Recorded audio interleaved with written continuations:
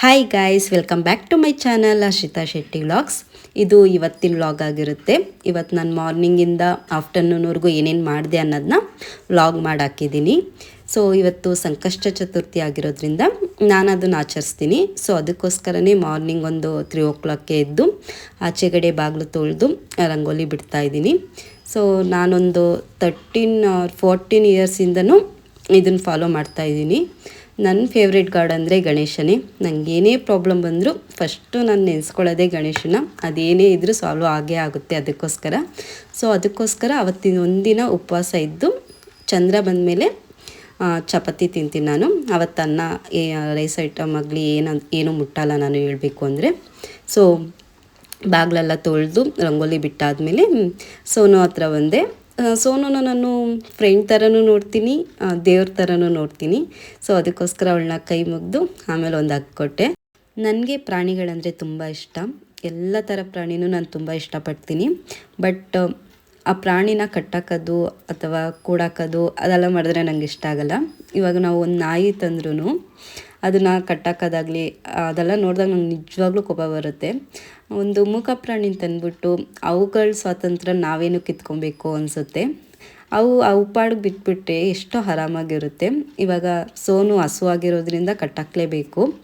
ಅದೊಂದು ರೀಸನ್ಗೋಸ್ಕರ ಕಟ್ಟಾಕಿದ್ದೀನಿ. ಇಲ್ಲಾಂದರೆ ನಂಗೆ ಅದು ಇಷ್ಟ ಇಲ್ಲ ಹೇಳಬೇಕು ಅಂದರೆ. ಜಸ್ಟ್ ಅವಳಿಗೆ ಸುಮ್ಮನೆ ಯಾರಾದರೂ ಬೈದರೂ ನನಗೆ ಇಷ್ಟ ಆಗಲ್ಲ. ಅವು ಫೀಲಿಂಗ್ಸ್ ಹೇಗೆ ಹೇಳ್ಕೊಡ್ತವೆ ಅಂತ. ನನ್ನ ಮಮ್ಮಿ ಮನೇಲೂ ಡಾಗ್ಗಳಿದೆ. ನಾವು ಒಂದು ದಿವಸನೂ ಅವನ್ನ ಕಟ್ಟಾಕಿಲ್ಲ ಹೇಳಬೇಕು ಅಂದರೆ. ಯಾರನ್ನ ರಿಲೇಟಿವ್ಸ್ ಬಂದರೆ ಅವ್ರು ಭಯ ಬೀಳ್ತಾರೆ ಅನ್ನೋಕ್ಕೋಸ್ಕರ ಕಟ್ಟಾಕಿರ್ತೀವಿ ಅವ್ರು ಹೋಗೋವರೆಗೂ.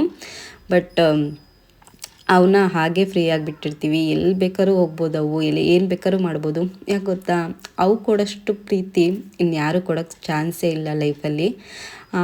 ಇವಾಗ ನಾನು ಮಮ್ಮಿ ಮನೆಗೆ ಹೋಗ್ಬೇಕಾದ್ರೂ ಫಸ್ಟ್ ಅವು ಬಂದು ವೆಲ್ಕಮ್ ಮಾಡ್ತವೆ. ಸೊ ಅದಕ್ಕೋಸ್ಕರ ಎಲ್ಲ ಪ್ರಾಣಿಗಳನ್ನೂ ಇಷ್ಟಪಡ್ತೀನಿ ನಾನು. ಸೊ ಆಚೆ ಕೆಲಸ ಎಲ್ಲ ಮುಗಿಸ್ಕೊಂಬಂದು ಒಳಗಡೆ ಕಸ ಗುಡಿಸಿ ನೆಲ ಒರೆಸೋಣ ಅಂತ ಕಸ ಗುಡಿಸ್ಕೊತಾ ಇದ್ದೆ. ಸಮ್ಟೈಮ್ಸ್ ನಾನೇ ಥಿಂಕ್ ಮಾಡ್ತಾ ಇರ್ತೀನಿ, ಮದುವೆ ಮುಂಚೆ ಹೇಗಿದ್ದೆ ನಾನು ಅಂತ. ಒಂದು ಕೆಲಸ ಮುಟ್ತಾ ಇರಲಿಲ್ಲ. ಜಸ್ಟು ಎದೋ ವರ್ಕ್ ಮಾಡು, ನಮ್ಮಮ್ಮಿ ಊಟ ತೊಗೊಂಬಂದು ಕೊಡೋರು, ಊಟ ಮಾಡು, ಮಲ್ಕೊ, ಇಷ್ಟೇ ಆಗಿತ್ತು. ಬಟ್ ಈಗ ಎಲ್ಲ ರೆಸ್ಪಾನ್ಸಿಬಿಲಿಟಿನ ಹೇಗೆ ಮ್ಯಾನೇಜ್ ಮಾಡ್ತಾ ಇದ್ದೀನಿ ಅನ್ನೋದೇ ಗೊತ್ತಾಗ್ತಾ ಇಲ್ಲ. ಜಸ್ಟ್ ಥಿಂಕ್ ಮಾಡ್ತಾ ಇರ್ತೀನಿ ಅದನ್ನೇ. ಸೊ ಕಸ ಗುಡಿಸಿ ನೆಲ ಒರೆಸ್ಕೊಂಡು ಫಸ್ಟು ಸ್ನಾನ ಮುಗಿಸ್ಕೊಂಬರೋಣ ಅಂತ ಹೋದೆ. ಮಾರ್ನಿಂಗ್ 3 o'clock ಎದ್ದರೂ ಕೂಡ ಎಲ್ಲ ಕೆಲಸ ಮುಗಿಸಿ ಬರೋಷ್ಟೊತ್ತಿಗೆ 4:50 ಆಗೋಗಿತ್ತು. ಅದನ್ನೇ ತೋರಿಸ್ತಿದ್ದೆ ತುಂಬ ಟೈಮ್ ಆಗೋಯಿತು ಅಂತ. ಸೊ ನಾನು ಲಾಸ್ಟ್ ಟೈಮ್ ದೇವಸ್ಥಾನಕ್ಕೆ ಹೋದಾಗ ನೆಕ್ಸ್ಟ್ ಟೈಮ್ ಬರಬೇಕಾದ್ರೆ ಕರ್ಜಿಕಾಯಿ ಹಾರನ ತೊಗೊಂಬಂದು ಅರ್ಪಿಸ್ತೀನಿ ಅಂತ ಕೇಳ್ಕೊಂಡಿದ್ದೆ ದೇವ್ರ ಹತ್ರ. ಸೊ ಅದಕ್ಕೋಸ್ಕರ ಕರ್ಜಿಕಾಯಿ ಹಾರನ ಮಾಡೋಣ ಅಂತ ರೆಡಿ ಮಾಡ್ಕೊತಿದ್ದೆ. 21 ಕರ್ಜಿಕಾಯಿನ ಜೋಡಿಸಿ ಹಾರ ಮಾಡ್ತಾಯಿದ್ದೆ. ಸೊ ನಾನು ಎಸ್ಟರ್ಡೇನೇ ದೇವ್ರ ಸಾಮಾನೆಲ್ಲ ಬೆಳ್ಕೊಂಡಿರೋದ್ರಿಂದ ಜಸ್ಟ್ ಕುಂಕುಮ ಇಟ್ಟು ಪೂಜೆ ಮಾಡ್ಕೊಬೇಕಿತ್ತು ಅಷ್ಟೇ. ಅದಕ್ಕೋಸ್ಕರ ಸ್ವಲ್ಪ ಬೇಗನೆ ಎದ್ದಿದ್ದೆ ಇವತ್ತು. ಅದನ್ನು ಹೇಗೆ ಮಾಡ್ತೀನಿ ಅಂತ ಇಲ್ಲಿ ತೋರಿಸ್ತಾ ಇದ್ದೀನಿ. ಫಸ್ಟು ಒಂದು ಬೌಲ್ಗೆ 1 ಗ್ಲಾಸ್ ನೀರು ಹಾಕ್ಕೊತಾ ಇದ್ದೀನಿ. ಸೊ ನಾನು ಸ್ವಲ್ಪ ಮಾಡ್ಕೊಳ್ತಾ ಇರೋದ್ರಿಂದ 1 ಗ್ಲಾಸ್ ನೀರು ಸಾಕಾಗುತ್ತೆ. ಸೊ ಇದಕ್ಕೆ ಒಂದು ಸ್ವಲ್ಪ ಉಪ್ಪು, ಅದಾದಮೇಲೆ ಚಿರೋಟಿ ರವೆ, ಒಂದು ಅರ್ಧ ಕಪ್ಪಷ್ಟು ಚಿರೋಟಿ ರವೆ ಹಾಕ್ಕೊತಾ ಇದ್ದೀನಿ ಕ್ರಿಸ್ಪಿನೆಸ್ಗೋಸ್ಕರ. ಇದಾದಮೇಲೆ ಇದಕ್ಕೆ 1 ಕಪ್ಪಷ್ಟು ಮೈದಾ ಹಿಟ್ಟು. ಸೊ ಇಷ್ಟೂ ಹಾಕ್ಕೊಂಡು ಚೆನ್ನಾಗಿ ನಾದ್ಕೊಬೇಕು. ಸೊ ಅದು ಹೇಗಂದರೆ ಚಪಾತಿ ಹಿಟ್ಟು ಅದಕ್ಕೆ ಬಂದ್ರೂ ಸಾಕಾಗುತ್ತೆ. ಸೊ ಅದಕ್ಕೆ ಬರೋವರೆಗೂ ಚೆನ್ನಾಗಿ ನಾದ್ಕೊಬೇಕು. ಆವಾಗಲೇ ನಮಗೆ ಕರ್ಜಿಕಾಯಿ ಕ್ರಿಸ್ಪಿಯಾಗಿ ಚೆನ್ನಾಗಿರುತ್ತೆ. ಅದಕ್ಕೋಸ್ಕರ ಇವಾಗ ಅದನ್ನು ಫುಲ್ಲು ಕಲಿಸ್ಕೊಂಡಾದ್ಮೇಲೆ ಒಂದು ಸೈಡ್ ಎತ್ತಿಕೊತಾ ಇದ್ದೀನಿ. ಸೊ ಇಷ್ಟು ಗಟ್ಟಿ ಕಲಿಸ್ಕೊಬೇಕು. ಆವಾಗಲೇ ನಮಗೆ ಒರೆಯೋಕ್ಕೂ ಸರಿ ಹೋಗುತ್ತೆ.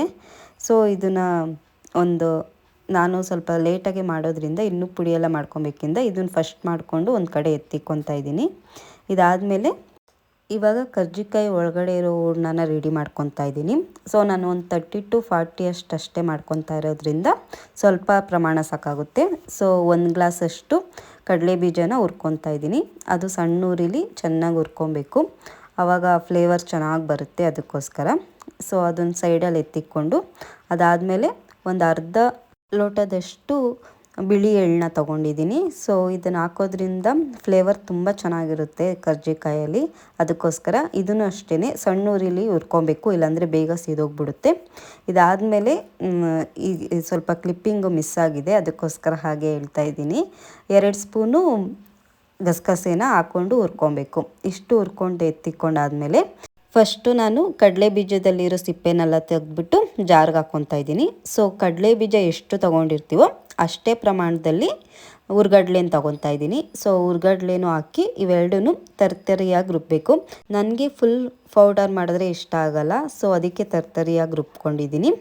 ಇದಾದಮೇಲೆ ಮತ್ತೆ ಜಾರ್ಗೆ ಬೆಲ್ಲ, ಎಳ್ಳು ಮತ್ತು ಗಸಗಸೆನ ಪುಡಿ ಮಾಡಿಕೊಂಡು ಹಾಕ್ಕೊತಾ ಇದ್ದೀನಿ. ಅದಾದಮೇಲೆ ಕೊಬ್ಬರಿನ ತುರಿದಾರು ಹಾಕ್ಕೊಬೋದು. ಸೊ ನಾನು ರುಬ್ಬೆ ಹಾಕ್ಕೊಂಡಿದ್ದೀನಿ.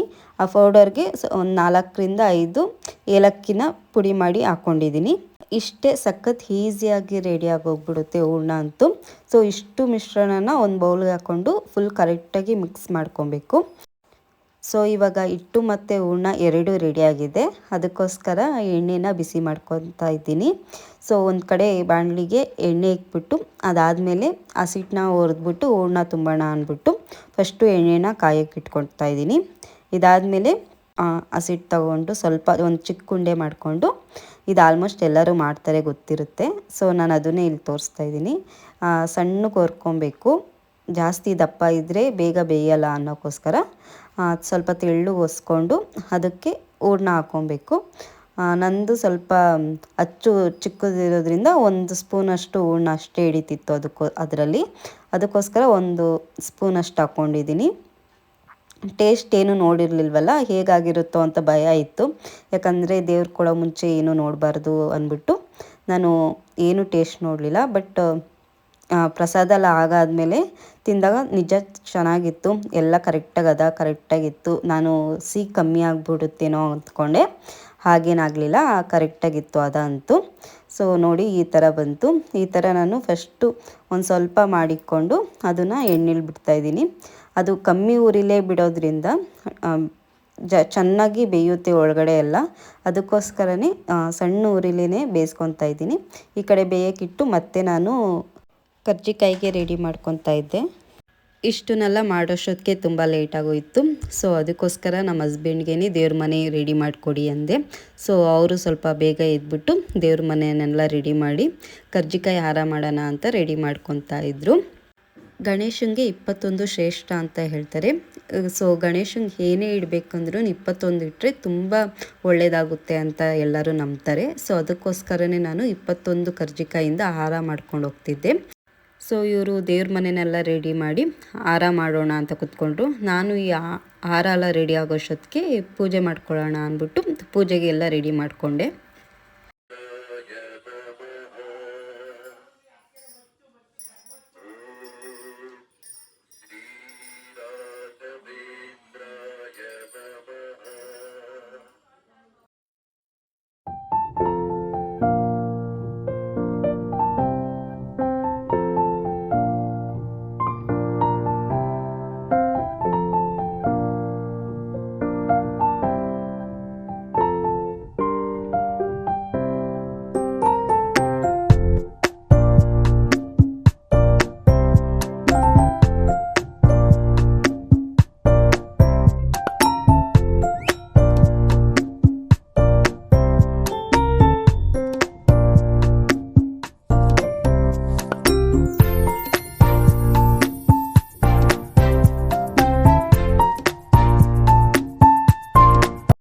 ಮನೆಯಲ್ಲೆಲ್ಲ ಪೂಜೆ ಮಾಡಾದಮೇಲೆ ಸೋನುಗೆ ಪೂಜೆ ಮಾಡೋಣ ಅಂತ ಬಂದೆ. ನಾನು ಆಲ್ಮೋಸ್ಟ್ ಎಲ್ಲ ಗುರುವಾರನೂ ಸೋನುಗೆ ಪೂಜೆ ಮಾಡೇ ಮಾಡ್ತೀನಿ. ಗುರುವಾರ ನಾನು ನಮ್ಮ ಹಸ್ಬೆಂಡ್ ಇಬ್ಬರೂ ಒಂದೊತ್ತು ಉಪವಾಸ ಇರ್ತೀವಿ. ಮಾರ್ನಿಂಗ್ ಏನು ಟಿಫನ್ ಮಾಡಲ್ಲ. ಸೊ ಅದಕ್ಕೋಸ್ಕರ ಅವತ್ತು ಪೂಜೆ ಮಾಡಿ ದೇವಸ್ಥಾನಕ್ಕೆ ಹೋಗ್ತೀವಿ. ಇವತ್ತು ಸಂಕಷ್ಟಿನೂ ಗುರುವಾರನೇ ಬಂದಿರೋದ್ರಿಂದ ಇಬ್ರಿಗೂ ಖುಷಿನೇ ಇತ್ತು. ಸೊ ಅದಕ್ಕೆ ಅವಳಿಗೂ ಪೂಜೆ ಮಾಡಿಬಿಟ್ಟು ಹಾಗೆ ದೇವಸ್ಥಾನಕ್ಕೆ ಹೋಗೋಣ ಅಂತ ಫಸ್ಟು ಪೂಜೆ ಮಾಡ್ತಾಯಿದ್ದೆ.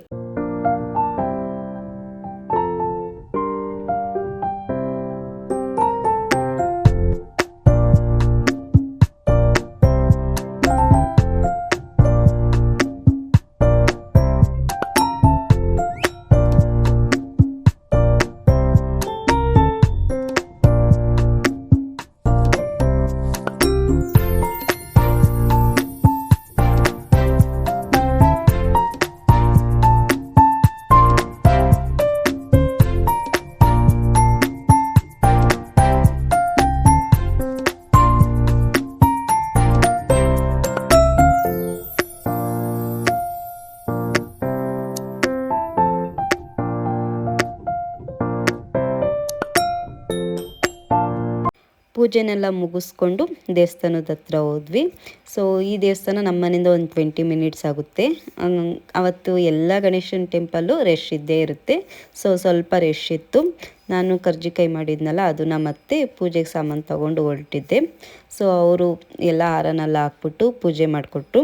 ಪೂಜೆ ತುಂಬ ಚೆನ್ನಾಗಾಯಿತು, ನಂಗೆ ತುಂಬ ಖುಷಿ ಆಯಿತು.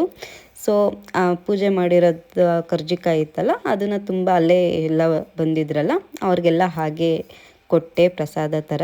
ತುಂಬ ಖುಷಿ ಆಯಿತು, ತುಂಬ ಚೆನ್ನಾಗಾಯಿತು ಪೂಜೆನೂ ನಿಜವಾಗ್ಲೂ.